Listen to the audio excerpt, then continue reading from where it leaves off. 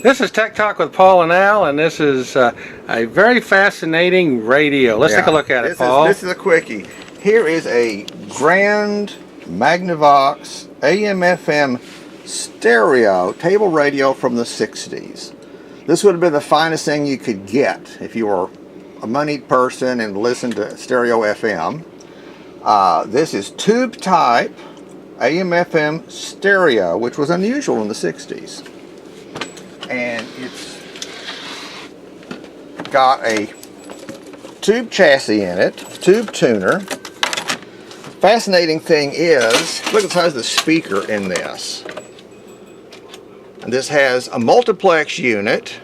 That circuit board is a multiplex decoder, standard tube AM/FM radio chassis, and a hand-wired tube types double single-ended stereo amplifier. This came with a matching speaker in a cabinet similar to this. It hooked up to 2 screw terminals. Somebody's modified this one slightly, and I'm going to have to unmodify it, but this one's not working yet. Probably filaments or open tube filament, probably. Well, look at that speaker. It's an 8-inch speaker with a tweeter. Not a transistor in this. It's all tube.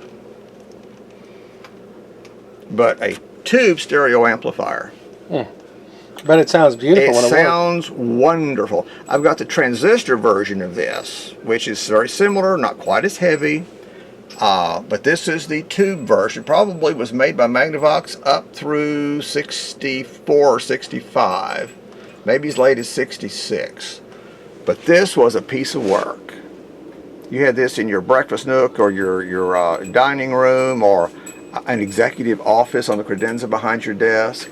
Listen to, back then FM carried mostly beautiful music and classical, because rock and roll hadn't made its way to FM yet. So this would have sounded wonderful in an elegant setting. And it has an input for a turntable or something. It has a phono input, so you could use it with a record changer, which you could buy as an accessory. Yeah.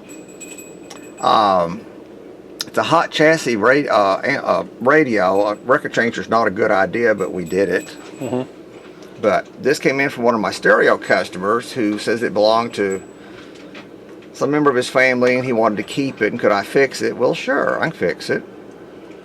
A tube, maybe some caps, clean up the switches and things, like your little Sony in there. You thought it was in such horrible shape. It's all dirty switches and pots. Little WD-40, you're good to go.